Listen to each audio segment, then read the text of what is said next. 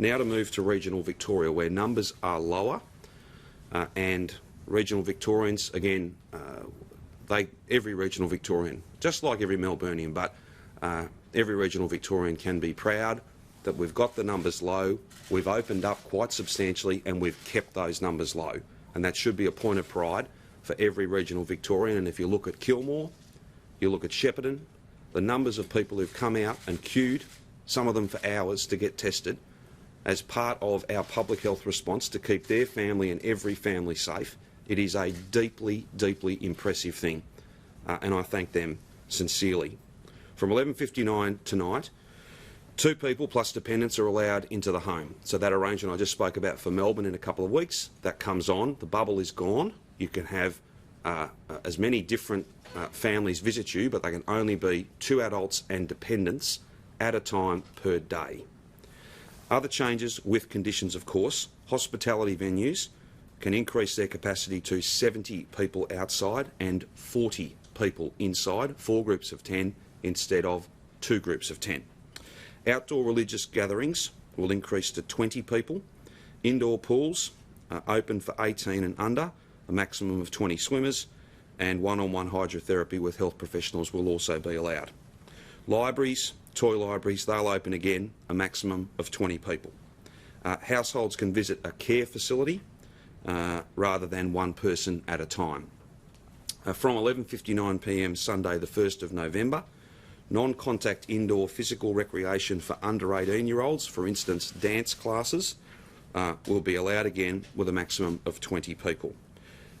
Non-contact indoor community sport for under 18-year-olds with limits on spectators, that will be allowed again also. Can I now just quickly go to fire and flood preparedness, and then I want to say a little bit about next weekend, so the weekend between now and the 1st of November.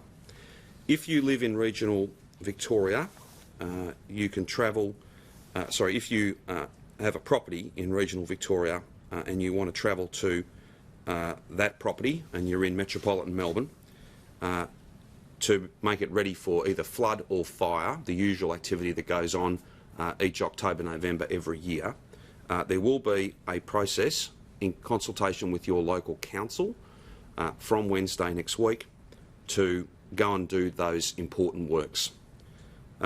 It will be upon the issuance by your council of a fire prevention notice that legally requires you to go and do that work. This is not an invitation to go and have a couple of days in regional Victoria and essentially move into regional Victoria without due reason. It is where you have a fire prevention notice. That letter of support from your council will also, there will also be very clear instructions from both the Chief Health Officer and from Victoria Police that the restrictions that apply, the rules that apply in Melbourne will travel with you when you go to your fire-prone second property, second residence, whatever it might be, to make the necessary, do the necessary work, whether that be around flood, because we do have, the Bureau is forecasting significant rainfall activity throughout the next couple of months, or to make your property as fire safe as possible. I don't propose to go through much more detail about that. We will push out all of that information so that people have got that detail well ahead of Wednesday. But this has been an issue that's been raised consistently. We've listened, we've got a framework around it, but I stress again, it is not an invitation for people who really don't have fire clean-up to do or flood preparedness to do, to use this as an opportunity to travel to regional Victoria. On that ring of steel and the border remains in place, and I have no changes to those arrangements. In fact, we are probably, well, it's fair to say we are strengthening that. There will be more checkpoints, more cars will be pulled over. We're able to take these steps in regional Victoria, like 40 people inside a pub, because it is a lower virus community than Melbourne. We have to, in Melbourne, we have to preciously guard that low virus status in regional Victoria, just as every regional Victorian does. That won't be there forever. We will have freedom of movement within our state when it is safe to do that. But that is not now. So we have to keep only those who need to and have a lawful reason to travel to regional Victoria can in fact do that.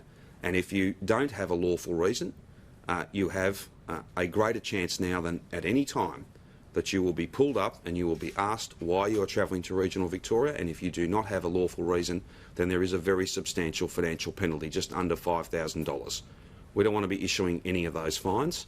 We want people in Melbourne to stay in Melbourne, follow the rules and get the numbers in Melbourne as low as they are in regional Victoria, and then we'll all be able to move freely around our state when it's safe and doesn't put at risk everything that we've been able to build as a community.